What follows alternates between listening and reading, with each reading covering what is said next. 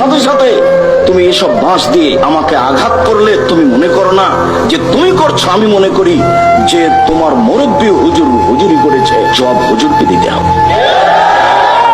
তুমি সিলেটের মাটিতে কবর পূজা করো, সেই জন্য সারা পৃথিবী কবর পূজা করবে, তুমি এটা মনে করো না। বলে হিসাব আমি কবর পূজার কথা বলিনি, মুহাম্মদ সাল্লাল্লাহু আলাইহি ওয়াসাল্লাম কবর ভাঙতে বলেছে। তোমার হুজুরকে তুমি হাদিস অনুবাদ করতে বলো, হাদিস তো মুসলিম।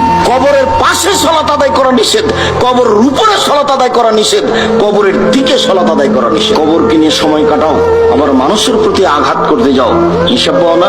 আমি এর বিনিময় তোমার কাছে চাইনি, তোমার কাছে কি চাইবো? ওসি সাহেব বলে পাঠিয়েছেন যে আব্দুর রাজাক সাহেব মামলা করলে আমি মামলার বিষয়টি দেখবো।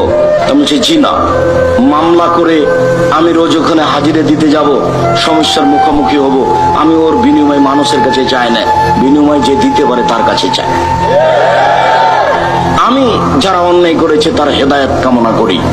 মুহাম্মদ সাল্লাল্লাহু আলাইহি সাল্লাম বললেন, ওই জাতি কি করে সম্পদ পরিত্রাণ পেতে পারে যে জাতি তাদের নবীর দাঁতকে ভেঙে দিল। তখন আল্লাহ বলছেন, আপনার জন্য এটা ঠিক নয়, আপনি কেন এই কথা বললেন? আপনি তো হেদায়েতের জন্য এসেছেন। তখন রাসূল সাল্লাল্লাহু আলাইহি সাল্লাম এই কথা বাদ দিয়ে বলছেন, আল্লাহ তুমি তাদের হেদায়েত করো। ওই সময়ে জিবরাইল পাহাড়ের ফেরেশতা এসে বলছেন, আপনি চিন্তা করছেন কেন? যাকে খারাপ লাগছে তার ব্যাপারে বলেন না, আমি পাহাড়টা নিয়ে যে চাপিয়ে দিই।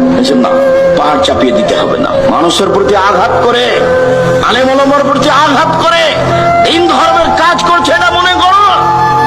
তুমি বরং জাতির কাছে ক্ষমা চাও, আল্লাহর কাছে হেদায়েত চাও, তাহলে তোমার সফলতা আছে। মানুষকে অপমান করে, মানুষকে আঘাত করে, মানুষকে মেরে ফেলার পরিকল্পনা রেখে তুমি বিচারের মাঠে সফলতা অর্জন করতে পারো না।